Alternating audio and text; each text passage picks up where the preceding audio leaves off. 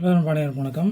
இன்றைக்கான வீடியோவில் என்ன பார்க்க போகிறோம்னா, சர்ச் ஃபார்ம் எப்படி ஃபில் பண்ணுறது அப்படின்னு தான் பார்க்க போகிறோம். ஃபுல்லாக ஸ்கிப் பண்ணாமல் பாருங்கள். அப்போ தான் போகிற வீடியோ நோட்டிஃபிகேஷன் வரும் உங்களுக்கு.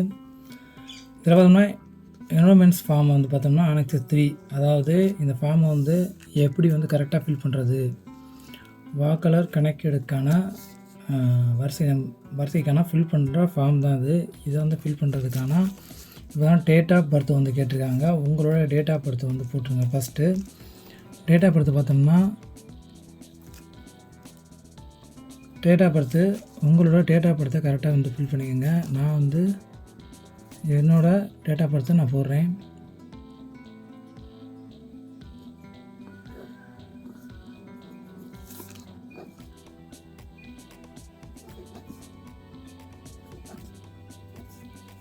டேட் ஆஃப் பர்த்தை போட்ட பிறகு ஆதார் நம்பர் கேட்டிருப்பாங்க.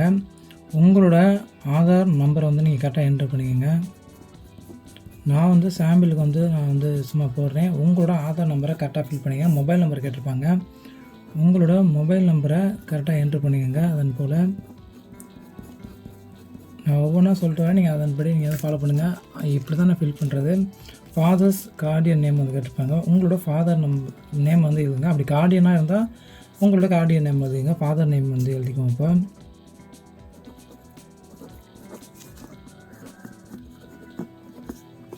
எழுதிக்கிட்டு father of guardian epic number கேட்டுப்பாங்க.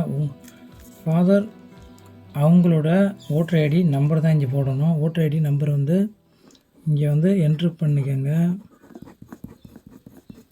நான் சாம்பிளுக்கு எழுதுகிறேன். உங்களோட நேம் எழுதிங்க. அப்போ உங்கள் மதரோட நேம் எழுதிங்க.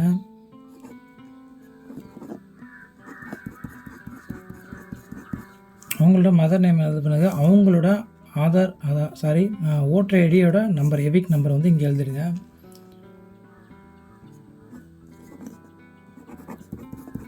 அவங்களோட ஓட்டர் ஐடி நம்பரை ஃபில் பண்ண பிறகு நீங்கள் ஸ்பான்சர் நேம் எழுதிக்கோங்க.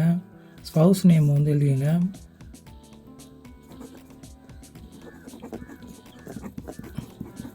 அவங்க நேம் அவங்களோட நம்பர் எழுதிக்கோங்க. அவங்களோட ஓட்டர் ஐடியோட நம்பரு,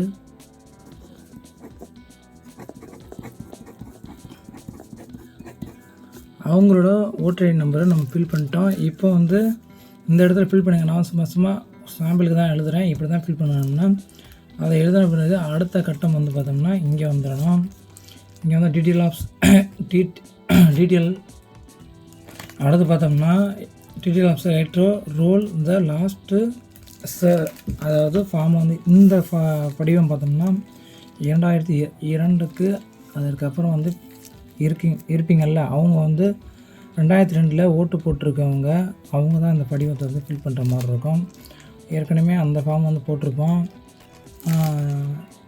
கணக்கீடு படிவத்தில் அந்த மாதிரி இருக்கும். இதுவும் அதே போல் தான். எலக்ட்ரோ நேம் எழுதிக்கங்க. யார் இந்த பதிவு பண்ணுறோமோ அவங்களோட நேமு. அதன் பிறகு அவங்களோட ஓட்டர் ஐடி நம்பர் நீங்கள் இங்கே போட்டுக்கோங்க. ஓட்டர் ஐடி எபிக் நம்பர்னு இருக்கும். ஓட்டர் ஐடி நம்பர் தான் அது. அவங்களோட ஓட்டர் ஐடி நம்பரை ஃபில் பண்ண பிறகு ரிலேட்டிவ் நேம், உங்கள் ஃபாதர் நேம், இது மாதிரி ஏதாச்சும் நீங்கள் எழுதிக்கலாம். உங்களோட ஃபாதர் நேம் எழுதிங்க. ரிலேஷன்ஷிப்பில் யாராச்சும் இருந்தால் அவங்களோட நேம் எழுதிங்க.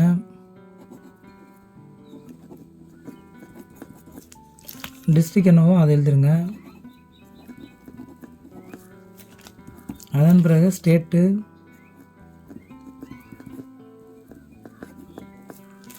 அதாவது அக்கௌண்ட் ஏசி நேம்னு இருக்கும். Account name.